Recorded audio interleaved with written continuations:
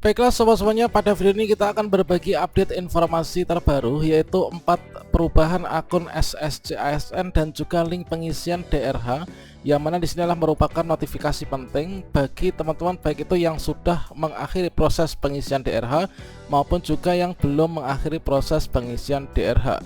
Kira-kira 4 perubahan penting apa yang harus kita ketahui dan disikapi? Silahkan simak video ini sampai selesai. Namun sebelum kita lanjutkan, perlu saya ingatkan, bagi teman-teman yang mungkin baru saja menemukan channel ini, silakan klik tombol subscribe-nya dan aktifkan notifikasi loncengnya, sehingga nanti jika ada update video terbaru, kalian tidak akan ketinggalan informasi.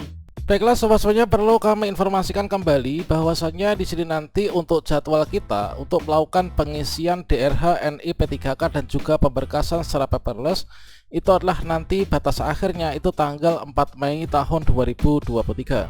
Pastikan teman-teman nanti maksimalnya tanggal 4 Mei 2023 ini sudah mengakhiri proses pengisian DRH ya.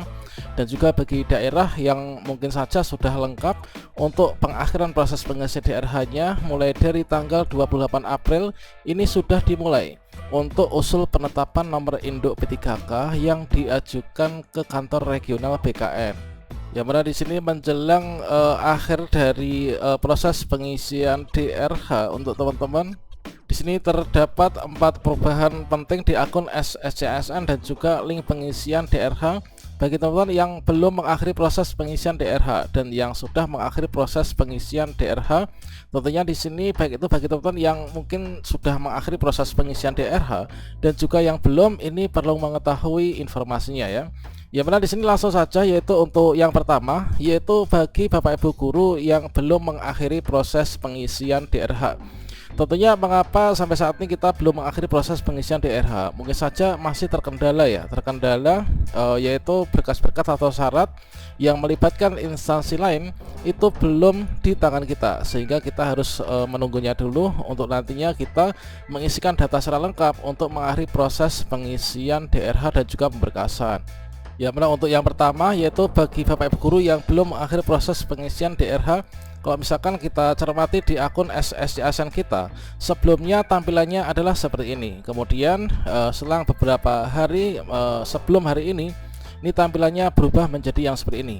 Kalau misalkan kita cermati, tentunya di sini tidak ada perubahan yang signifikan ya terkait tentang tulisan dan juga isian di dalamnya. Namun di sini kalau misalkan kita lebih mendetail untuk memperhatikannya, ini merupakan sebuah sinyal kuat untuk kita, notifikasi penting bagi teman-teman yang mana di sini yang belum mengakhiri proses pengisian DRH menjelang akhir masa jadwal pengisian DRH nanti ditutup. Di sini ada tulisan yang awalnya itu adalah, kalau misalkan di sini kita lihat apakah Anda ingin melanjutkan pengisian DRH, maka di sini untuk tulisan tersebut ini berubah warnanya menjadi merah ya. Nah, apakah Anda ingin melanjutkan pengisian daftar riwayat hidup dan juga pemberkasan CASN, ini tulisannya berganti menjadi warna merah dan juga di sini dipertebal ya teman-teman. Nah, ini tulisannya warna merah dan juga dipertebal. Kemudian di sini tombol silahkan klik tombol di bawah ini juga warna merah, kemudian juga dipertebal. Kemudian untuk perintah mengunduh buku petunjuk pengisian DRH ini juga demikian. Yang awalnya ini bertuliskan warnanya itu biru ya, ini berubah menjadi warnanya merah.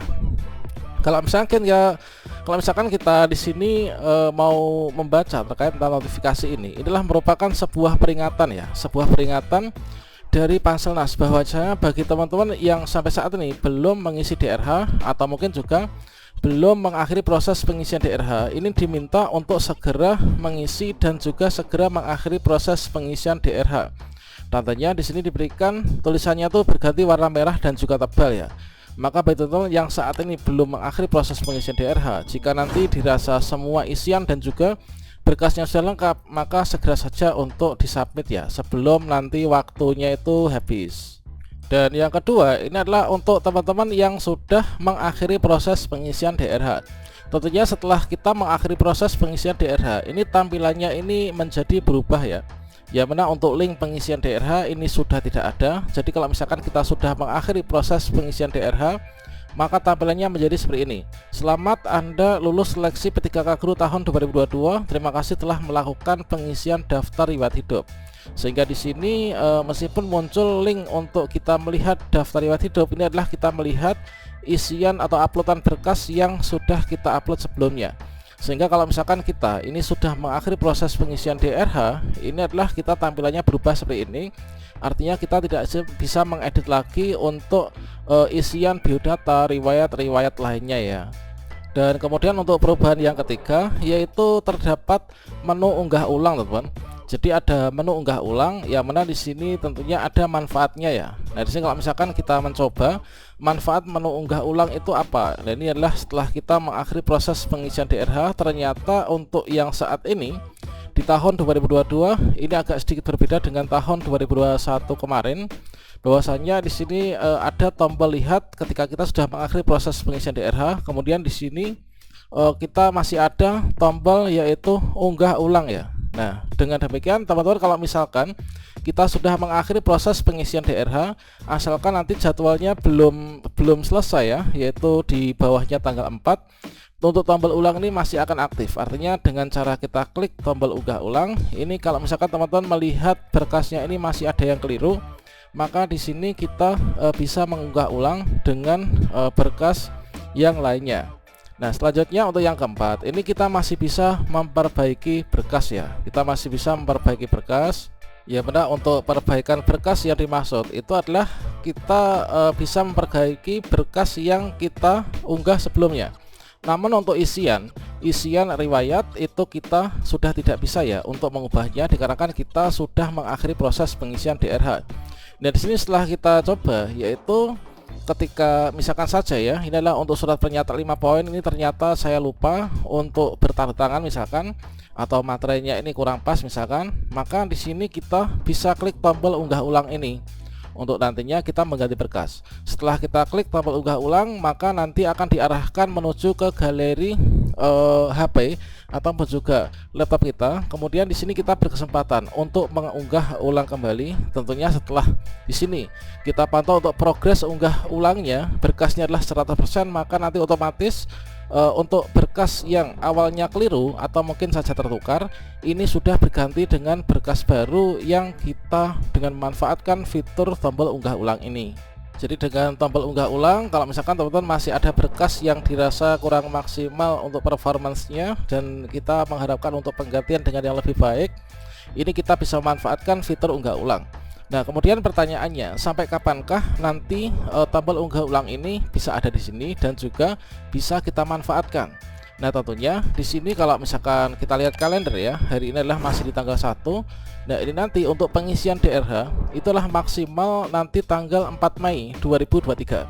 Tentunya untuk tombol atau fitur unggah ulang ini nanti masih akan tetap bisa digunakan sampai dengan di tanggal ini ya.